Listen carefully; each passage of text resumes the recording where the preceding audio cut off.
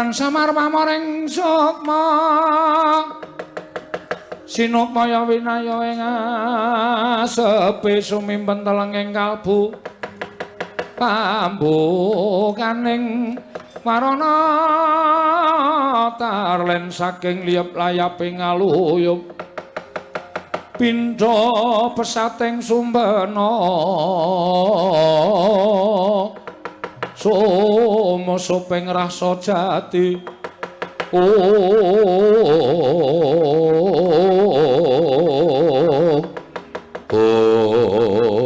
ora kawusa nalika semanten para kadang braja nalika semanten sinten ing medal Jawi madaring kapal wates kadipaten ing Glagah Tinulu kejawi namur Patih Harya Sengguni ing ngawe sangganing para sata Kurawa pating bleber pating cokor tirta budakaning galagan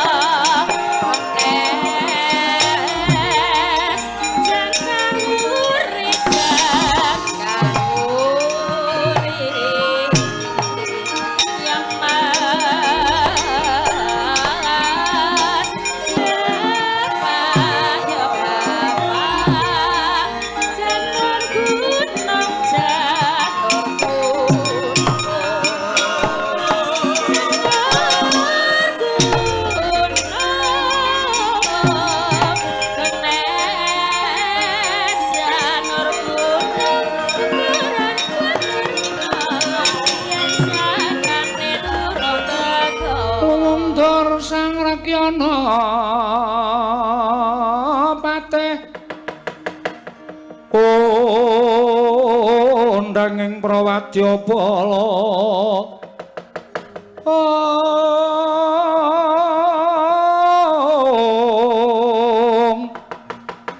Pak sur tambur miang suling pepandhen dalutak miwa bandera kandha mawarna pindha Jaladhyana Sri Kawuryan Man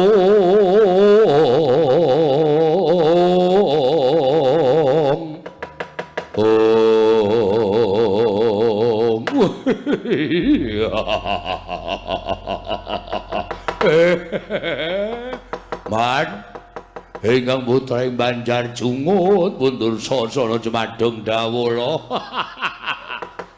enten apa pangawinipun Paman Harya Sengguni Kurawa nalika semanten mesanggrah wonten ing tapel wates kadipaten ing Glagah Tinulu teka wanter pangawinipun Paman kadhi iku mlebeting Dwajala kula ingkang putra pundur sasana Jumadung dawuh manwerti kula nungsung pawarta manwerti kula nungsung pawarti man sengkunar metu nglatar kula pundur sasana nungsung kabar Mansengkuni medal Jawi numpak Pitmini. Kula tresna nungsung pawarti werti. Kula ngaturaken Hermina Kata man. Her menika toya mina menika ulam kata menika galak sak galak-galake. Ulam kesrambaing toya tesih galak atur kula wae.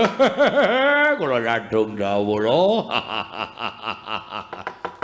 Paman, najan ingkang putra pun Surtayu, kula cemadhong dawuh. Kula ngaturaken sarpa mandalika. Sarpa menika kula manda mandi lika upasaga mandi-mandi urpasing kula tesih mandi atur kula. Paman, najan kula ngaturaken Gandharwa mangsa jalma ingkang putra pun Kartomarma. Gandharwa menika buta, mangsa menika mangan, jalma menika menungsa. Sak galak-galake buta mangan menungsa tesih galak atur kula. Sakiman kula ingkang putra pun Citraksi nyadong dawuh man. Kepareng kula ngaturaken Tirta Candaka. Kowe ya ngaturke to, Cit? Nggih, Man. Tirta Candaka. Tirta niku banyu, Candaka niku kodhok. Sagalak-galake kodhok. Kenging banyu tetese galak atur kula man kepareng kula cumadong dawuh. Kepalang kula ke putra pudul Gati ngaturaken ampal-ampal pisang ban. Kuwi werdine apa? Mboten wonten werdine napa-napa nanging kepalang kula cumadong dawuh kenalipun Paman Alya Cengkuni. Mlipun kabale teka panjenengan medal Jawi kepalang ke putra cumadong dawuh Paman Alya Cengkuni. Dur, lho. Lan kowe kabeh para Sata Kurawa. Lho. Ngerti ya Le, kowe tak kandhani. Apa to sababe dene aku nganti lawan kowe kabeh prapta ning Kadipaten Glagah Tinulu nggih. Iki mau ngemban dawuh timbalaning anak Prabu Duryudana, merga anak Prabu Duryudana nampa nawala sedan. Saka negara ing Pringgondani wonten ingkang darbi gawe ora lika jaba mung Pandhawa. Pandhawa duwe gawe ya kuwi utamane si Werkudara. Ingkang kepengin jumenengake anake si Gatotkaca menyang negara ing Pringgondani lantaran bojone si Arimbi. Mula iki mau kabeh ora dadi kersaning anak Prabu Duryudana amarga nek nganti Pringgondani dadi siji karo utawa sing lenggah dampar kuwi Gatotkaca. Tan Wurunga kuwi mengigo pertikele para Pandhawa nggone kepengin blengket negara ing Pringgondani wekasan saya muwuhi kekuwataning Ngamarta. Yen Ngamarta saya sentosa Ngamarta saya ukuh bakuh kekuwatane Tan Wurunga sesuk Bratayuda kowe bakal kecipuan nandingi wong Ngamarta. Mula kersaning anak Prabu Duryudana dina samengko kudu dirampungake. Tegese Gatotkaca aja nganti kelakon jumeneng nata. Kandhiga pertikele Kakang Penemban Durna nggone bakal ngojo-ojoki kelawan Adipati Brajadenta, kowe tak kandhani ya, Dur. Dina samengko apa sing dikarepke dening anak Prabu Duryudana apa sing dikersake dening panjenengane lan Kakang Durna saiki wis bisa mblethuk marang penggali anak Mas Brajadenta. Wekasan anak Mas Brajadenta merang Kampo Jingga. Tegese ora gelem nekseni Gatotkaca nanging malah bakal ngopyak marang jemenengane Gatotkaca. Lalala. Lho niku wis batin kok. Kula niku teng pesanggrahan wis gagas. Kula wis ngejak rerasanan Surtayu, Kartomarma, Durmagati, Durgempa, Dursena lan sak piturutipun kula jak rerasanan. Malah kula jak bedhekan. Ayo, bedhekan le. Paman Sengkuni karo Bapa Durna ning Glagah Tinulu iki karepe apa? Sami nyebataken nek karepe pancen bakal gawe srana wurunging Gatotkaca. Larak tenan. Ora lidhok ujaring wong daplok nyata kabeh kelakon. Iya, pancen kabeh kaya ngono. Mangke riyen, mangke riyen. Ampun kesusu. Mengke ndak keseluruh dalan buntu. Lo tak takon karo panjenengan. Sampeyan niku bola-bali wong salwangsul kok mesti gawe kisruh, bola-bali mesti kok gawe geger niku janjane pengajape napa to coba? Napa karo ketune dadi ratu teng Pringgondani niku ngembet wong Kurawa? napa Garukacana dadi ratu tenges pringgodane niku gawe kapitunaning Kurawa. Lho, mboten lho. Mboten lho. Upama ana penemu nek bakale Pandhawa blengket pringgodane. Haha, niku nek mergane penemune wong serik, penemune wong ora seneng. Niku tumrap kula ngoten. Dadi pemanggih Kakang Prabu Duryudana niku pemanggih wong sing kuwatir, pemanggih piyayi sing penggalihe was-was. Merga nek nganti pringgodane dadi jalih ngamarta. Niku mangke saya muwi kekuwataning wong-wong Pandhawa. Nek cara kula ora perlu kuwatir, ora perlu wedi. Wong sing ndombani Kurawa niku ya ratu 1000 negara ya pirang-pirang. Lah kok dadak kuwatir merga Garukacana dadi ratu. Wong kok melu karo kabejaning wong liya niku nuwun sewu. Mboten apik lho, Wan. Mboten apik.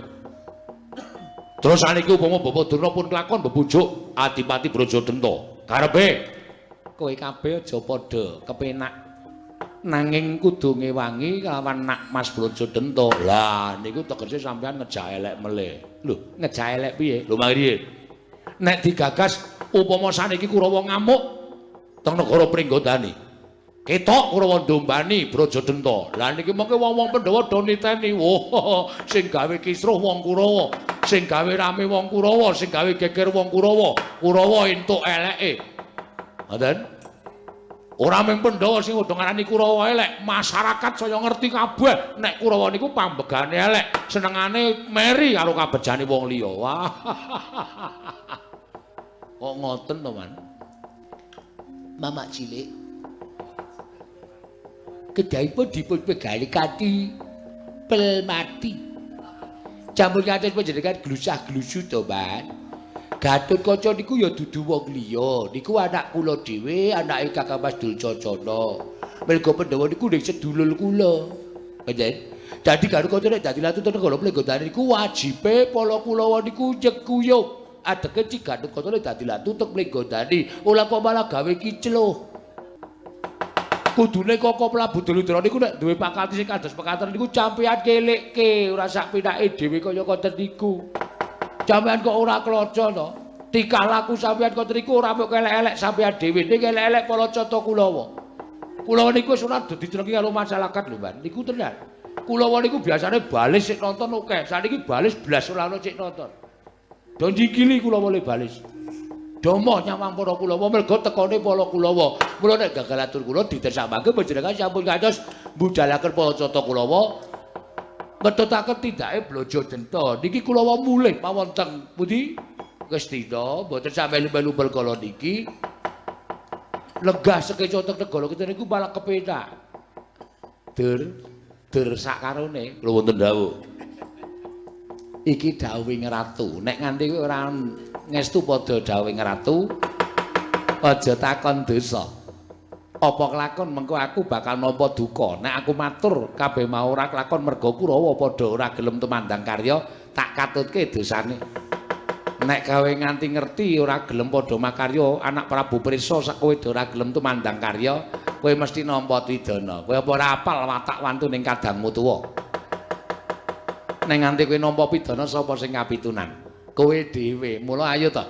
Gawean iki ditandangi, rasa mikir ala becike.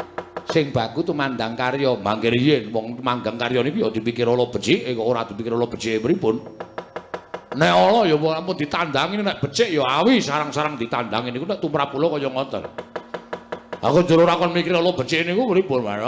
Sampeyan iku jur ngawu, gawar ngawur. Bodong pudele napa-napa ditasaki napa di napa-napa terus dilakoni waton katekan sediane. Wah, kaya ngono niku ora bakal entuk kanca pirang-pirang sampeyan dimungsuhi karo kiwa tengen. Ngoten. Ampun sampenake dhewe. Wase mangkat ora. Saya tak takon mangkat ora. Ah niku pertanyaan kaya ngoten niku sing gawe bingung. Nek ora mangkat mesti dilaporke karo atasane. Nek mangkat mung ki pakarti sing ora prayoga. Mula Wangsulana mangkat ora? Wangsulana mangkat ora? Nggih, penyang. Nek mangkat aja kesuwen. Mangkat dina iki budal. Ngetutke tindake Adipati Brajadenta. Ditutke nek pancen wis ana rame-rame nang Pringgodani kowe ngampiak kabeh. digawe saya geger, digawe saya kisruh supaya Garukaca ya ora iso dadi ratu ning negara Pringgondani. Wah, nggih, manut mawon. Lah niku dawuh Paman Haryo sing niku kula mengkari manut Yaca. Adi-adi kabeh do menyang. Ngundak dukani Kanjeng Koko Prabu. Wis piye meneh wong kowe karo aku nayakaning praja ming bangun miturut dawuh perintahing Nalindra. Nggih, ngecoki dawuh Surtayu Kartomarma. Swata mayu do mangkat. Laku dedemitan nyaketi tindahing Brajadenta mung yen ana gegeran kowe karo aku ngampyak negara Pringgondani sumawi kula dherekaken Raden.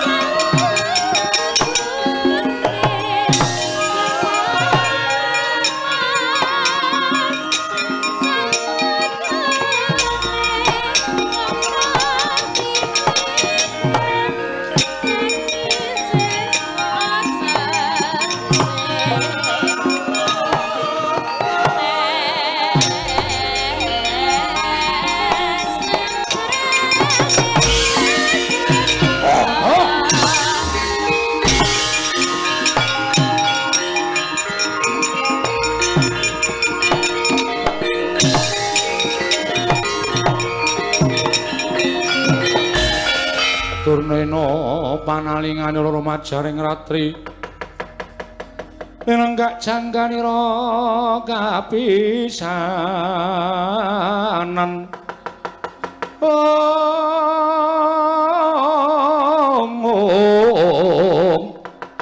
aneng perang Bratayuda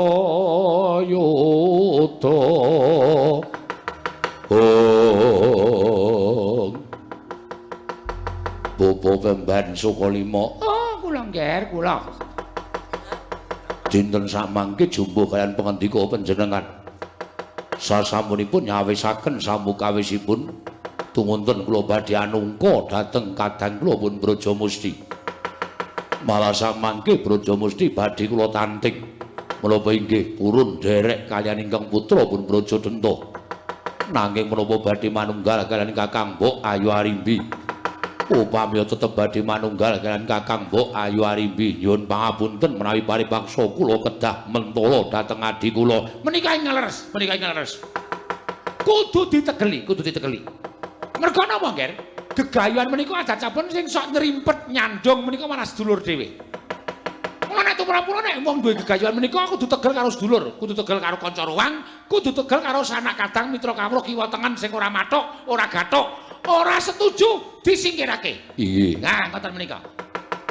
Menawi panjenengan mentala dhateng ing rayipun Brajamusti kula kinten dampar keprabawan Pringgondani menika saya caket saged linenggantiring paduka Nak Mas Brajadenta. Matur sembah nuwun Bapak. Leres nggih. Pokokipun.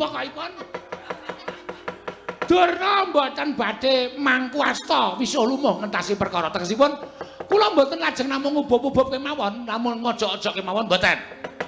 Ning kula aturi Mas paosaken nggih. Wingking menika para Satakura sampun lampah dedemitan.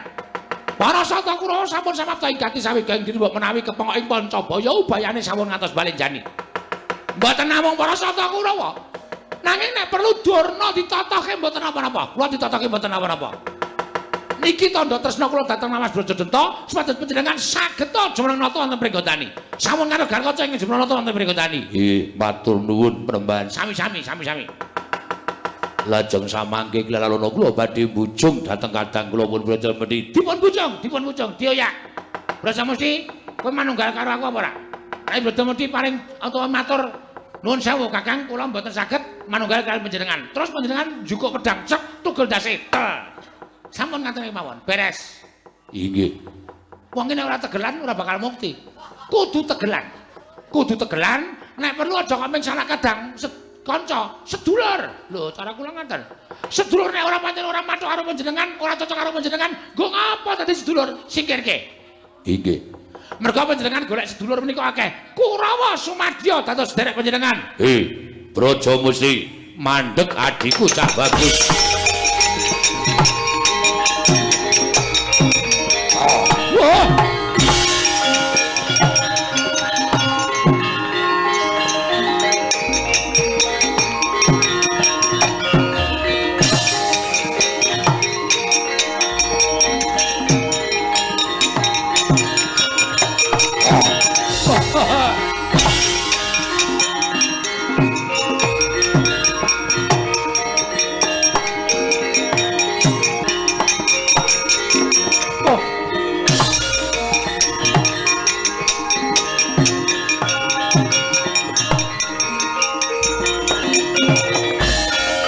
Pandhawa tata Gatiwisraya Indriyaksa Sara Maruta Pawana Bana Margana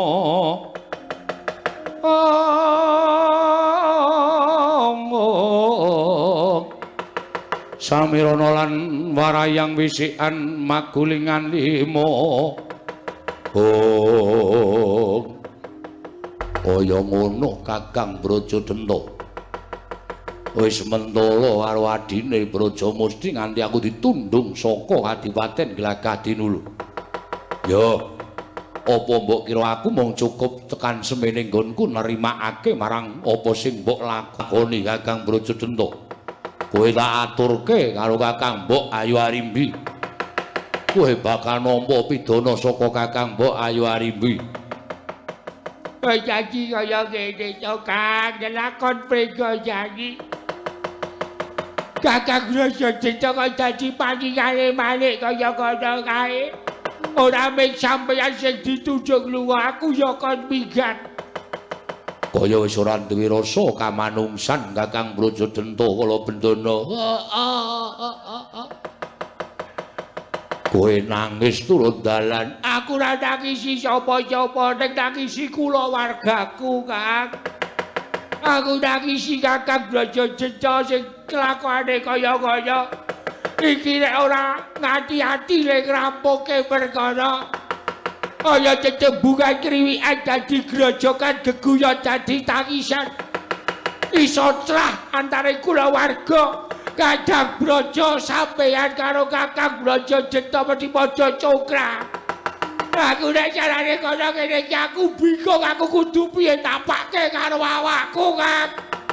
Aku ora iso napa kancan kaya ngene iki. Braja Musti mandheg dhisik adhiku cah bagus.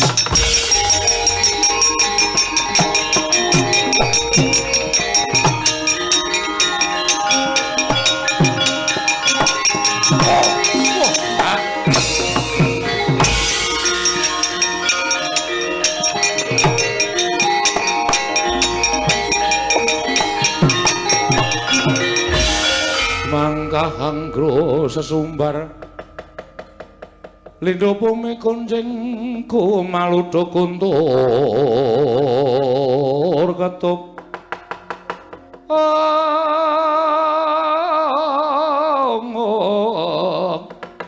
Lumembak menyukang kumambang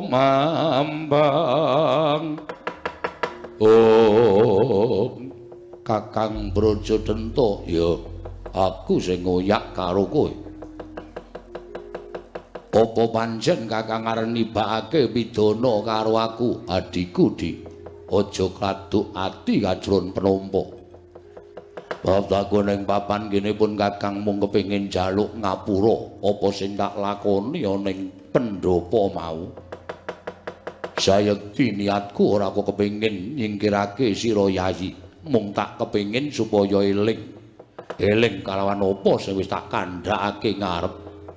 Kakang nadyan akeh-akeh ngendikaning Kakang Brajadenta Mbok baleni meneh nggonmu paring pangandikan kelawan aku babagan kaya sing wis tuk ngendikake ana ing jroning kadipaten mau. Ora bakal bisa nginger marang kiblating Brajamusti. Niatku tetep bakal netepi kelawan jiwa kasatriyanku. Niatku tetep bakal netepi marang jiwa kasatriyanku ya kuwi netepi kelawan sumpahku mergo aku tau tate nampa dawuhing Kanjeng Rama Trembuku. Budidaya supaya nyingkirake bab sing elek kelawan jejering buta kaya aku lan panjenenganing Kakang Brajadenta.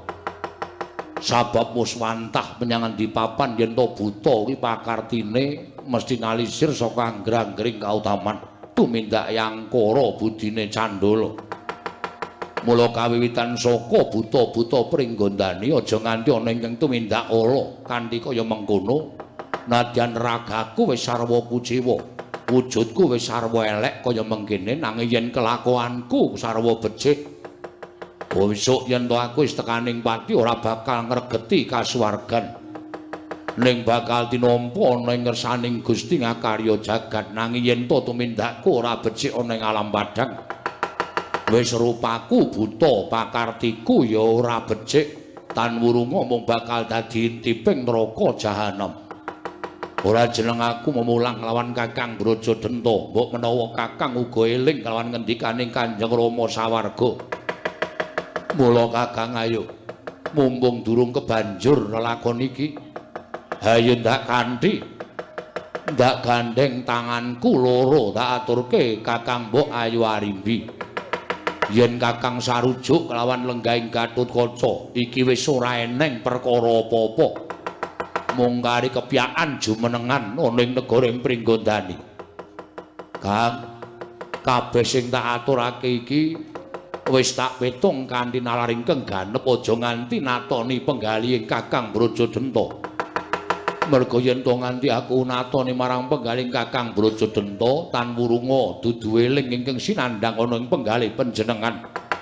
Nanging mbok menawa malah saya muntap penggalih Kakang Brajadenta. Yo tak tampa. Aku maturake panuwun dene kowe wis ngelingake kalawan pun Kakang.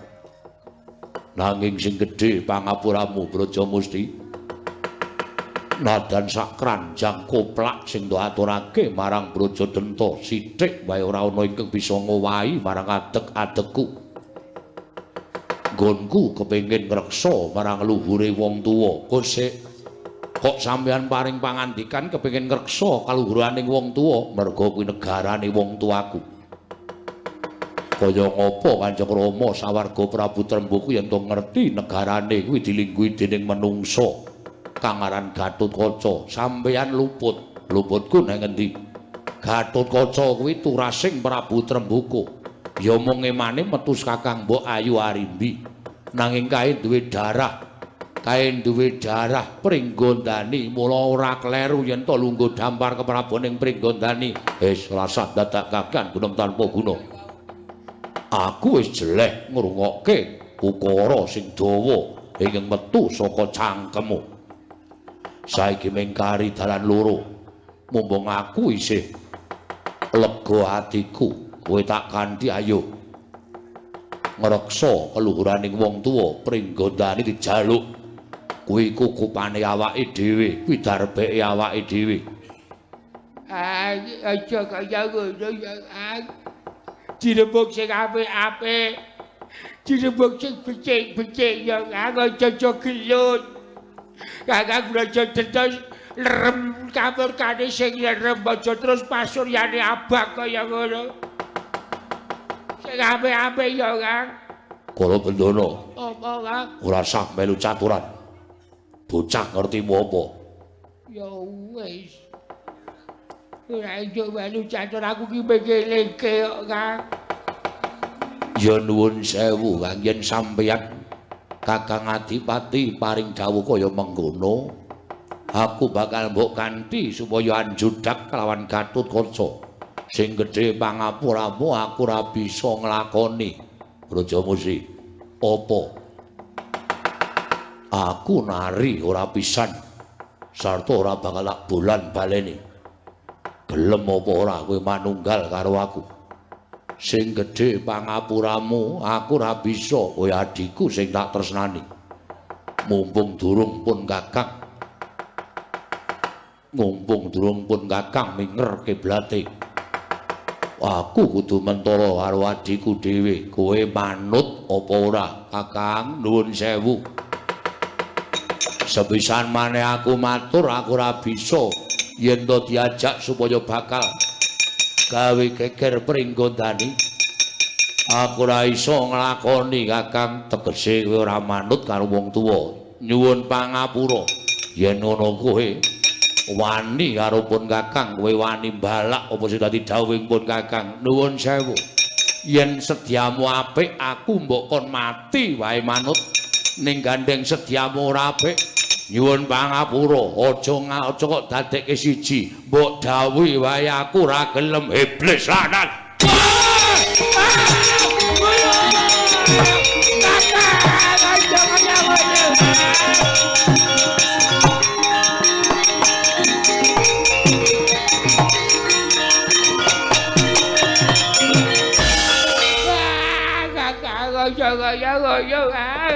Kaya jiwu Kakang Brajawosi kotok antem gon sirah batre ra Jawa-Jawa ngati kontal kaya Kang. Sabar Kang. Sabar opo